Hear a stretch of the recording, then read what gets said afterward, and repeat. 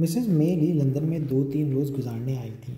वहाँ मिस रोज़ उसी दौरान में कुछ करना चाहती थी, लेकिन वो ये नहीं जानती थी कि वो क्या करे। सारी रात उसने जाग कर गुजारी। दूसरी सुबह तक उसकी कुछ समझ में नहीं आया कि वो क्या करे। उसने नैन्सी की कहानी अपनी आंटी को नहीं सुनाई, क्योंकि वो डरती थी कि उससे बूढ़ी औरत मज़ीद परेशान हो जाएगी। कहाँ तक वो उसकी मदद करेगी। सुबह ही सुबह ओलिवर मिस्टर गिल्स के साथ चहलकदमी को गया। जब वो वापस आया तो उसने खुश होकर बताया कि मैंने मिस्टर ब्राउन को देखा है। मैंने उन्हें उनकी गाड़ी से उतरते देखा है। उन्होंने मुझे नहीं देखा, लेकिन मैं जानता हूँ कि वो कहाँ रहते हैं। क्या आप मेरे साथ उनको मेरी कहानी सुनाने चलेंगी? मिस्टर ब्राउन लू वही एक ऐसा आदमी है जो मुझे मशवरा दे सकते हैं। वही मुझे बताएंगे कि मुझे क्या करना चाहिए। रोज़ ने सोचा। फिर जल्दी से ओलिवर के साथ मिसेस ब्राउन लू के घर जाने के लिए तैयार हो गई। उनके घर पहुंचकर उसने ओलिवर को गाड़ी में छोड़ा और अपना कार्ड एक नौकर को देकर कहा कि वो मिस्टर ब्राउन लू से बहुत अहम बात करना चाहती हैं। नौकर वापस आकर उसको अपने साथ ऊपर ले गया और मिस्टर ब्राउन लू के कमरे में पहुंचा दिया, जहां पर 2 मुहज़्ज़ब आदमी बैठे थे। मिस्टर ग्रिमविक रोज़ को देखकर कमरे से जाने लगे, लेकिन रोज़ ने उन्हें रोक लिया। उसने कहा, मेहरबानी फरमाकर आप भी रुक जाइए। ये एक ऐसी बात है जिसमें आप सबसे मशवरा करना है। आप दोनों इस नौजवान लड़के से हमदर्दी करते हैं जो मेरा अजीज़ दोस्त ओलिवर ट्विस्ट है। मेरी नौजवान अजीज़ा, अगर आपने इसके बारे में अच्छी खबर सुनाई तो मुझे बड़ी खुशी होगी, मिस्टर ब्राउन ने कहा। उन्होंने अपनी कुर्सी मिसेस मेली के करीब कर ली। वो एक बुरा लड़का है, मिस्टर ग्रिमविक ने कहा।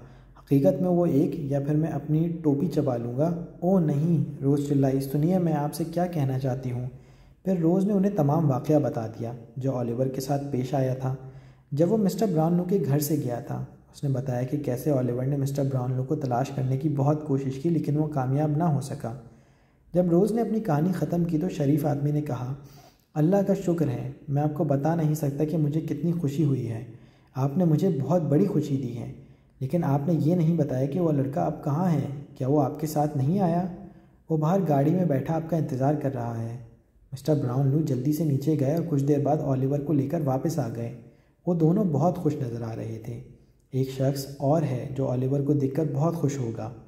मिसेस बेडविन कमरे में आई और ओलिवर उनके बाजुओं में झूल गया। कभी वो रोती थी और कभी हंसती थी। बार बार ओलिवर को प्यार करती थी। मैं जानती थी कि ये वापस आएगा, मेरे मासूम बच्चे, मेरे प्यारे ओलिवर। मिस्टर ब्राउनलो ने ओलिवर को बेडविन से अलग किया। मिस्टर ब्राउन, मिस्टर ग्रिमविक और रोज़ दूसरे कमरे में चले गए, जहाँ रोज़ ने नैन्सी की कहानी जो उसने रात को सुनाई थी दोहरा दी। दोनों शरीफ आदमियों ने दिल से रोज़ की मदद करने का वादा किया। उन्होंने कहा कि वो आज शाम को रोज़ के होटल जाएंगे। उस वक्त तक मिसेस मेली और डॉक्टर लूसबर्न को बताएगी। फिर वो शाम को कोई मंसूबा बनाएंगे। इसी शाम वो इकट्ठे हुए। मिसेस ब्राउनलो ने कहा, मोम्मे की चाबी, क्या वो आदमी मॉन्क्स है? हम उसको पकड़ेंगे और उससे बात करेंगे। हम उस लड़की से भी मिलेंगे। अगली इतवार की रात को वो हमें बताएगी कि मॉन्क्स का हुलिया क्या है, वो हमें कहाँ मिलेगा। इतवार तक तो हम कुछ भी नहीं कर सकते, लेकिन इतवार की शाम को मैं मिस रोज़ के साथ लंदन ब्रिज जाऊंगा। हम लंदन में उस वक्त तक रुकेंगे जब तक मॉन्क्स को तलाश न कर लें, मिसेस मेली ने कहा। कौन जानता है कि इतवार को लड़की हमें क्या बताएगी, मिस्टर ब्राउनलो ने पुरउम्मीद लहजे में कहा। इतवार की रात फेगन और बिलशेक आपस में इकट्ठे डाकुओं के कमरे में बैठे बातें कर रहे थे। उन्होंने घंटे की आवाज़ सुनकर अपनी बात बंद कर दी। ये आवाज़ करीब के एक चर्च से आ रही थी। 11 बजे नैन्सी ने अपनी टोपी पहनी और कमरे से जाने लगी। तुम कहाँ जा रही हो? बिलशेक ने उससे पूछा। ज़्यादा दूर नहीं। मैं कहता हूँ कि जा कहाँ रही हो? मैं नहीं जानती कहाँ। फिर तुम नहीं जा सकती। बैठ जाओ। मेरी तबीयत ख़राब है, मुझे ताज़ा हवा की ज़रूरत है। अपना सर खिड़की से बाहर निकाल लो। गली में जाना चाहती हूँ। तुम नहीं जा सकती। बिलशेक ने दरवाजे में ताला लगा दिया, फिर उसके सर से टोपी खींचकर उतारी और टोपी को अलमारी के ऊपर उछाल दिया। अब खामोशी से यहीं रहो। लड़की ने उसे खौफज़दा निगाहों से देखकर कहा, मुझे जाने दो, मुझे जाने दो। बिल, सिर्फ आधे घंटे के लिए। उसने हिचकियाँ लेकर रहम की भीख मांगी, फिर वह दरवाजे के सामने गिर गई। बिलशेक ने कहा, लड़की पागल हो गई है, अब उठती हो या नहीं? या उसने लकड़ी मारने के लिए उठाई। मुझे जाने दो, नैन्सी खौफज़दा होकर बोली। बिलशेक उसका बाजू पकड़कर घसीटता हुआ दूसरे कमरे में ले गया और दरवाजे में ताला लगा दिया। नैन्सी पागलों की तरह चिल्लाती रही। बिलशेक वापस फेगन के पास आकर बैठ गया। अजीब लड़की है, उसने अपने चेहरे से पसीना पोंछते हुए कहा। तुमने ठीक कहा, फेगन ने सोचते हुए कहा। वो बाहर क्यों जाना चाहती है? बिल शेख ने पूछा। मुझे नहीं मालूम, फेगन ने कहा, जो गहरी सोच में डूबा था। मैंने इसको इस हालत में पहले कभी नहीं देखा। उसके बाद फेगन जल्दी से अपने घर चला गया। वो अभी तक इसके बारे में सोच रहा था। क्या नैन्सी शेख से उकता गई है? वो उससे ऐसा बुरा बर्ताव क्यों करता है? क्या उसको कोई नया दोस्त मिल गया है? अगर उसने ऐसा किया तो उसका मतलब है ख़तरा। कोई नहीं जानता कि हमारे बारे में उसने क्या कहेगी। अच्छा खैर, वो आसानी से मालूम कर लेगा। वो एक लड़के को नैन्सी का पीछा करने के लिए भेजेगा जहाँ कहीं वो जाएगी। हाँ, सिर्फ यही तरीका है जो वो कर सकता है। दूसरी सुबह उसने चार्ली बेट से कहा, चार्ली मेरे दोस्त, तुम्हारे पास एक काम है जो तुम्हें बहुत होशियारी से करना है। उसका मुआवजा मुझे कितना मिलेगा? पूरा 1 पाउंड मेरे दोस्त। ये सुनकर चार्ली की आंखें चमक गईं। उसने पूछा, मुझे क्या करना होगा? बहुत आसान काम है, फेगन ने अपने हाथों को मलते हुए कहा। नैन्सी का पीछा करो जहाँ कहीं वो जाए और मालूम करो कि वो किससे बात करती है और क्या कहती है। तुम्हें उस पर भरोसा नहीं है? ये बात नहीं है मेरे दोस्त, बात यह है कि उसने एक नया दोस्त बनाया है। मैं जानना चाहता हूँ कि वो कौन है। बहुत अच्छा, मैं ये काम करूँगा। चार्ली बेट्स ने नैन्सी पर कई दिनों तक कड़ी निगाह रखी। वो कभी कभी बाहर निकलती। जब वो जाती तो वो उसका पीछा परछाई की तरह करता, लेकिन नैन्सी से किसी से कोई बात नहीं की। जब इतवार आया तो फेगन ने चार्ली बेट से कहा, बिल शेख आज एक काम से बाहर गया है, वो सुबह से पहले वापस नहीं आ सकता। नैन्सी पर आज रात कड़ी निगाह रखो। इतवार की रात जब चर्च के घंटे ने 11:30 बजाए तो लंदन ब्रिज के करीब एक गाड़ी आकर रुकी, जिसमें से एक मुहज़्ज़ब बूढ़ा आदमी और एक नौजवान औरत उतरी। उन्होंने पुल के ऊपर चलना शुरू कर दिया। एक लड़की का साया करीब आया और जल्दी से उनकी तरफ चला गया। लड़की चीखी, यहाँ नहीं, वो मुझे देख लेंगे, वहाँ। उसने अंधेरे में सीढ़ियों की तरफ इशारा किया जो दरिया के करीब थी। तीनों साये दरिया की तरफ चले गए। चौथा साया भी उनके पीछे चला गया। तुम पिछले इतवार को यहाँ नहीं आई, मिस्टर ब्राउनलू ने कहा। मैं नहीं आ सकती थी, उन लोगों ने मुझे आने नहीं दिया। क्या वो तुम पर शक करते हैं? लड़की ने कहा। नहीं, फिर वो वाली जो मैंने नौजवान औरत से वादा लिया था। तुम मुतमईन रहो, मेरा वादा पक्का और सच्चा है, रोज़ ने जवाब दिया। तुम कभी मोंग्स को कुछ नहीं बताओगे जो कुछ मैं तुमसे कहूँगी। कभी नहीं, मिस्टर ब्राउन ने कहा। नैन्सी ने कहा, मुझे आप पर भरोसा है। आपको मोंग्स हर शाम 3 कर पैलेस इन में मिलेगा। वो बहुत लंबा और काला है। जब वो चलता है तो उसकी निगाह उसके बाजुओं पर होती है। तुम उससे धोखा मत खाना, मिस्टर ब्राउनलू ने कहा। अब सुनो, इस नौजवान औरत ने मुझे सब कुछ बता दिया है जो कुछ तुमने उससे कहा था। मैं तुमसे मिलना चाहता था ताकि तुम हमारी मदद कर सको मोंग्स को तलाश करने में। मोंग्स हमें बता सकता है फेगन और दूसरों के बारे में। मोंग्स के दाने गाल पर एक सुर्ख निशान है जो उसकी गर्दन तक चला गया है, मिस्टर ब्राउनलू ने कहा। तुम उसे जानते हो? नैन्सी ने ताज्जुब से कहा। मेरा ख्याल है कि मैं उसे जानता हूँ। हाँ, मैं उसे जानता हूँ। अच्छा, हम उसे देखेंगे। उन्होंने कुछ वक्फे के बाद कहा, नौजवान औरत, तुमने हमें बहुत बड़ी मालूमात दी हैं। मैं तुम्हें उसका इनाम देना चाहता हूँ। मुझे बताओ कि मैं तुम्हारी किस तरह मदद कर सकता हूँ। कुछ नहीं, नैन्सी ने रोते हुए कहा। बिल्कुल कुछ नहीं, अब इसका वक्त गुजर चुका है। ओह नहीं, मिस्टर ब्राउनलू ने बड़ी हमदर्दी से कहा। हम तुम्हें मुल्क से बाहर किसी महफूज जगह भेज देंगे। अगर तुम पसंद करो तो वहाँ अपनी एक नई ज़िंदगी शुरू कर सकती हो और अपने पुराने साथियों को छोड़ दो। हमारे साथ आ जाओ। मैं नहीं कर सकती, मैं ऐसा नहीं कर सकती जनाब। नैन्सी हिचकियाँ लेकर रोने लगी। मुझे अपनी ज़िंदगी से नफ़रत है, लेकिन मैं उसे छोड़ भी नहीं सकती। मैं बिल शेख को नहीं छोड़ सकती। मेहरबानी से जनाब मुझे जाने दीजिए, इससे पहले कि कोई मुझे आपके साथ देख ले। मिस्टर ब्राउन ने रोज़ का हाथ पकड़कर कहा, अब हमें चलना चाहिए। इसे हमारे साथ कोई ना देख ले, इसके लिए यहाँ ख़तरा है। फिर उन्होंने नैन्सी से कहा, अल्लाह हाफिज़। मुझे उम्मीद है कि हम इस काबिल हो जाएंगे कि आपकी मदद कर सकें। अल्लाह हाफिज़, रोज़ ने आहिस्ता से कहा। अल्लाह आपकी मदद करे मोहतरमा। मिस्टर ब्राउनलू रोज़ को लेकर गाड़ी की तरफ चले गए। फिर वो दोनों वहाँ से रवाना हो गए। नैन्सी दरिया के करीब सीढ़ियों पर बैठ गई। फिर वो बुरी तरह रोने लगी। उसने चार्ली बेट्स की तरफ ध्यान नहीं दिया। वो सीढ़ियों से आहिस्ता आहिस्ता उतरता हुआ वहाँ से चला गया और भागता हुआ फेगन के पास पहुँचा। फेगन अपनी नशिस्तगाह में बैठा खौफ से थर्रा रहा था। चार्ली बेट्स अपनी कहानी सुना चुका था और अब वो आग के नज़दीक चटाई पर सो रहा था। फेगन बार बार उसका चेहरा देख रहा था। फेगन का चेहरा मुर्दे की तरह पीला हो रहा था। उसकी आंखें खौफ से लाल हो रही थीं। वो एक भूत की तरह लग रहा था। पुलिस किसी भी वक्त आकर उसे पकड़ लेगी, फिर उसे फांसी होगी। दिन निकलने से 1 घंटा पहले जीने में आहट हुई। बिल शेख अपनी बगल में एक बंडल लिए जल्दी से अंदर आया। उसने बंडल मेज़ पर फेंका और बोला, ये लो। फेगर ने हरकत नहीं की। उसने अपनी आंखें बिल शेख पर गाड़ दी और मुँह से कुछ नहीं कहा। तुम मुझे इस तरह क्यों तक रहे हो? क्या तुम पागल हो गए हो? नहीं, फेगन ने उसे जवाब दिया, लेकिन मैं तुम्हें कुछ बातें बताऊंगा। क्या? फेगन चार्ली बेट्स को हिलाता रहा जब तक कि वो जाग न गया। इसे बताओ, उसने लड़के को हुक्म दिया। इसे क्या बताऊं? लड़का, जो अभी तक अच्छी तरह जागा नहीं था, उसने कहा। नैन्सी के बारे में। तुमने उसका पीछा किया था, वहाँ तुमने क्या देखा? लंदन ब्रिज पर? हाँ, वो वहाँ दो आदमियों से मिली थी। क्या उसने ऐसा नहीं किया था? एक बूढ़े मर्द और एक नौजवान लड़की से नहीं मिली थी? ये दुरुस्त है। वो उनसे पहले भी मिली थी। क्या उसने ऐसा नहीं किया? उसने उनको मॉन्क्स के बारे में बताया है और वो जगह भी बता दी जहाँ हम सब मिलते हैं। क्या उन्होंने उसे ये नहीं कहा कि वो उनके साथ दूर चली जाए? क्या उन्होंने ऐसा नहीं कहा? मैं उसे जान से मार दूंगा, बिल शेख गुस्से से चिल्लाया। फिर वो गली में भाग कर गया और जल्द ही घर पहुंच गया। बिल शेख ने अपना दरवाज़ा खोलकर उसमें अंदर से ताला लगा दिया और उसके आगे मेज़ खिसका दी।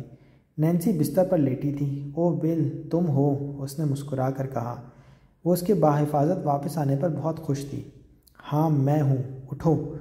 एक मोमबत्ती कमरे में जल रही थी। शेख ने उसे आग में उछाल दिया।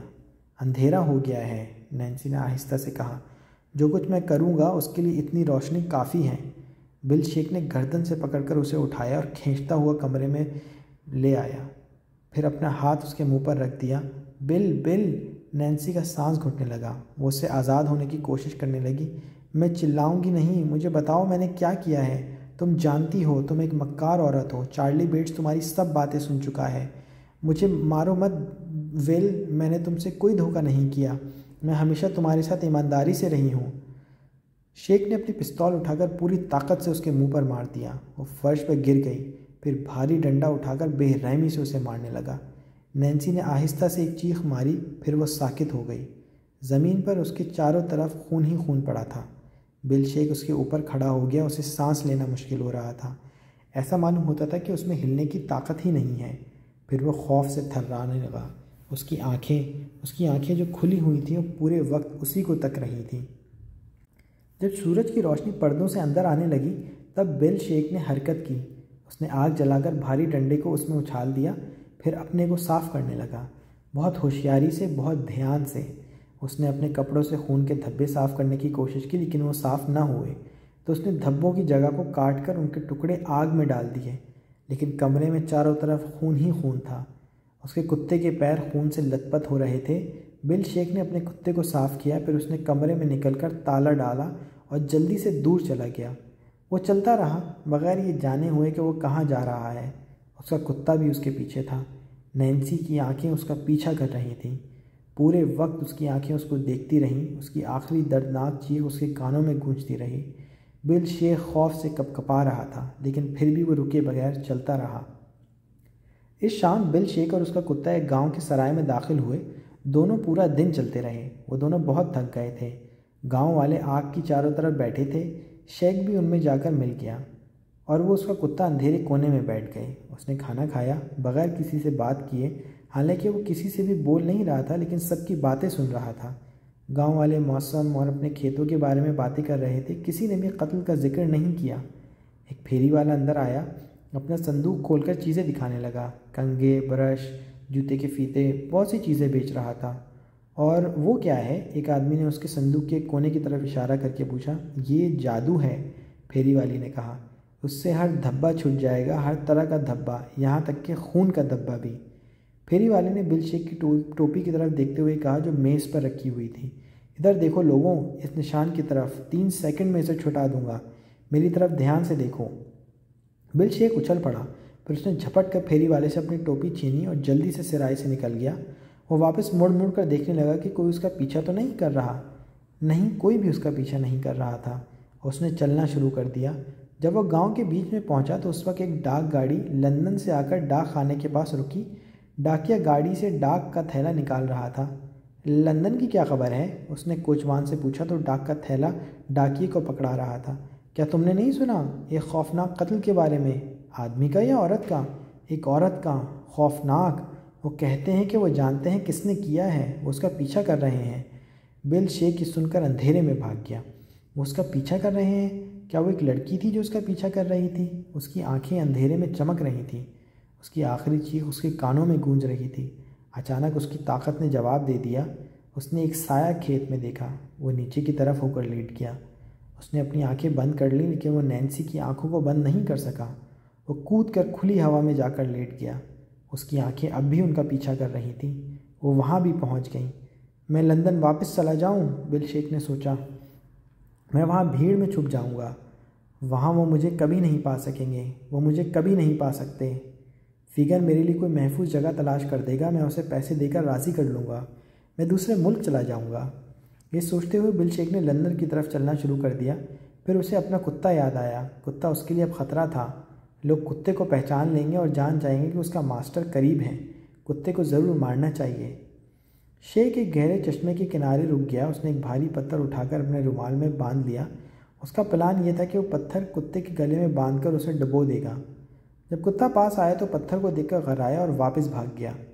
शेख ने दोबारा उसको आवाज़ दी, मगर कुत्ता उसके पास आकर भाग गया। वो अपने मालिक से डर रहा था। यहाँ आओ तुम उजड़। कुत्ते ने उसका हुक्म माना, लेकिन जब शेख ने उसे हाथ से पकड़ा तो वो फिर भाग गया। शेख उसका बहुत देर तक इंतज़ार करता रहा, लेकिन वो वापस नहीं आया।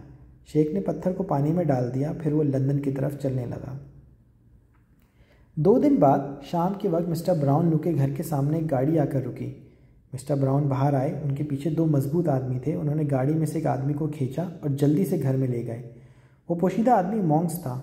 जनाब, इसका क्या मतलब है? मॉन्क्स ने मिस्टर ब्राउनलू से पूछा। मुझे फ़ौरन जाने दो। क्या तुमने नहीं सुना? तुम आज़ाद हो, लेकिन जिस वक्त तुम ऐसा करोगे तो मैं पुलिस को बुला लूँगा ताकि वो तुम्हें गिरफ़्तार कर ले। गिरफ़्तार? मुझे? क्यों? दगाबाजी और राहज़नी के जुर्म में।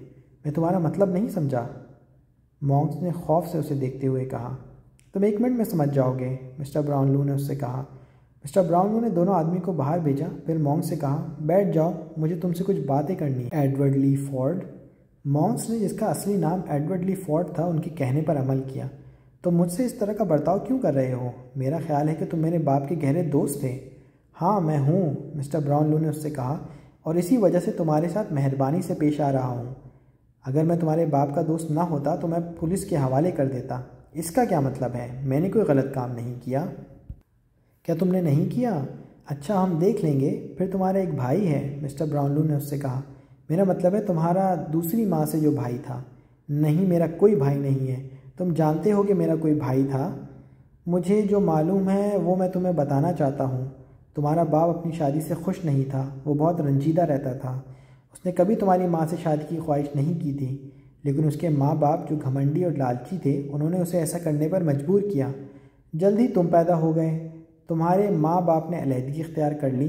कुछ अरसे के बाद नेवी के एक अफसर की लड़की से तुम्हारी बाप को मोहब्बत हो गई। उसका नाम ईगन था।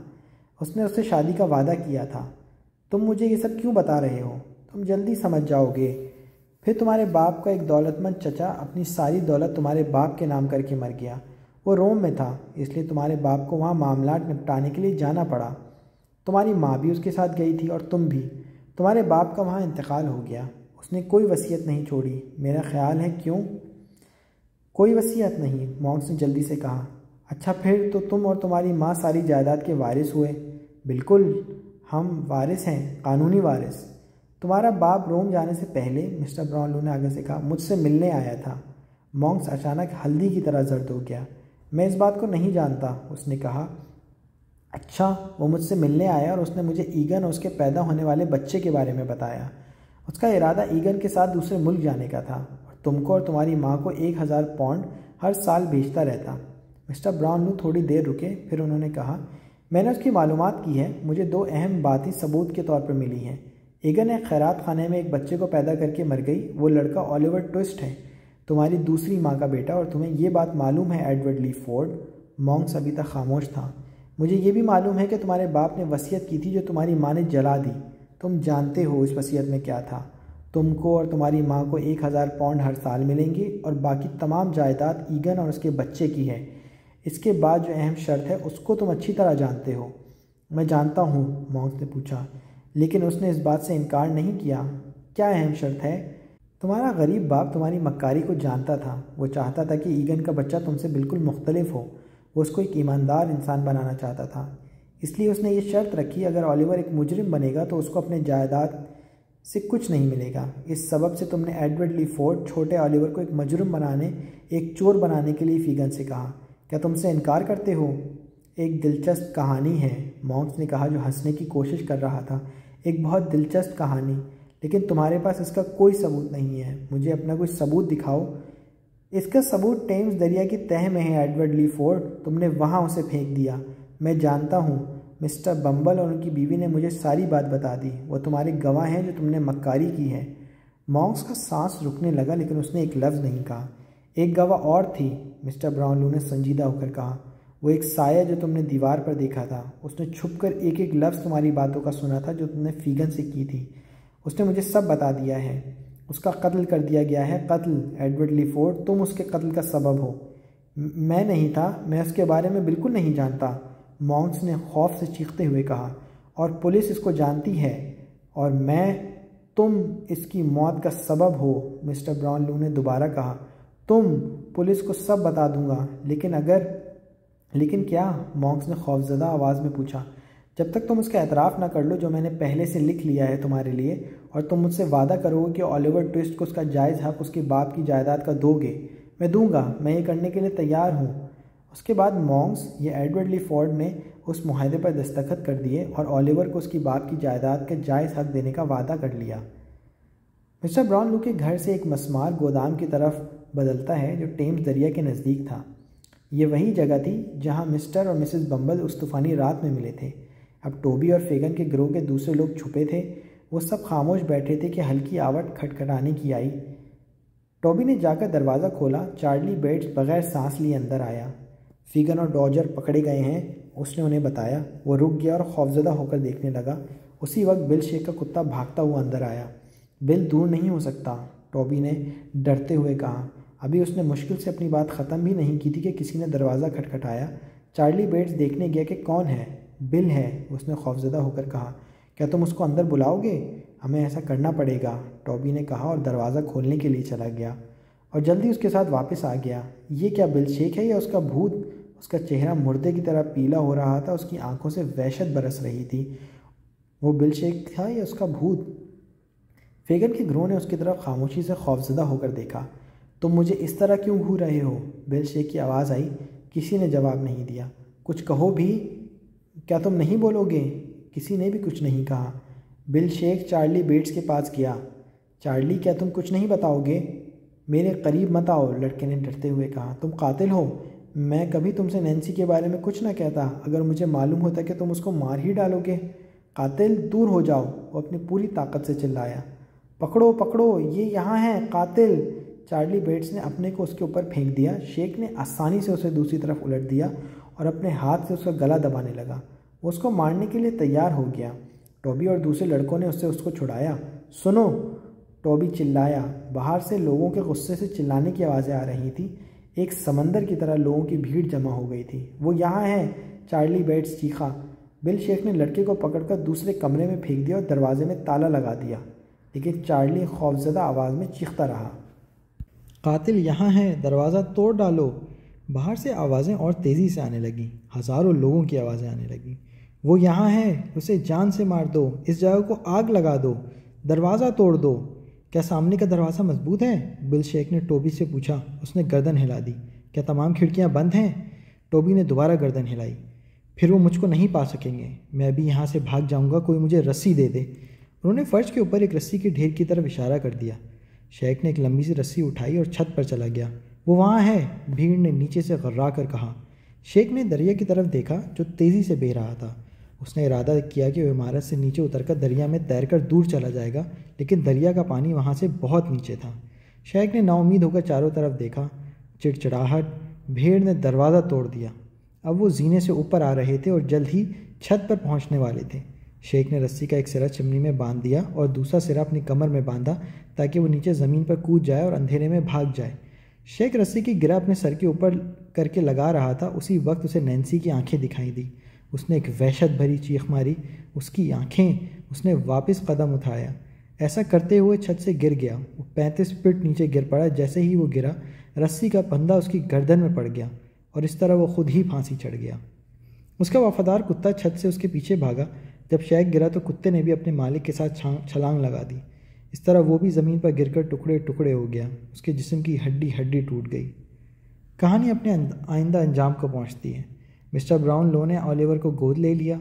वो मिसेस मेली के घर के करीब जाकर रहने लगे। इस तरह ओलिवर अपने तमाम दोस्तों के करीब हो गया। उनकी वफ़ादार मुलाजमा मिसेस बैडविन भी उनके पास रहने लगी। गिल्स और बर्टलेस इसी तरह वफ़ादारी से मिसेस मेली की खिदमत करते रहे। मिस्टर ग्रिमविक और डॉक्टर लूसबर्न आपस में गहरे दोस्त बन गए। वो सब मिस्टर ब्राउनलो की सोबत में कई कई घंटे गुजारते। मॉन्क्स या एडवर्ड ली फोर्ड इंग्लैंड छोड़कर अमेरिका चला गया और अपने साथ बहुत सी दौलत ले गया, लेकिन जल्दी उसकी सारी दौलत ख़त्म हो गई। एक बार फिर वो मुजरिमाना ज़िंदगी की तरफ लौट आया। उसे जेल हो गई और वो वहीं मर गया। इसी तरह फेगन के ग्रोह में फेगन को फांसी हो गई और चार्ली बेट्स के अलावा तमाम लोग जेल चले गए। चार्ली बेट्स ने मुजरिमाना ज़िंदगी तर्क कर दी और एक किसान का नौकर बन गया, और इस तरह की ज़िंदगी में पहली दफ़ा उसे इत्मीनान और आराम नसीब हुआ। ख़त्म शुद।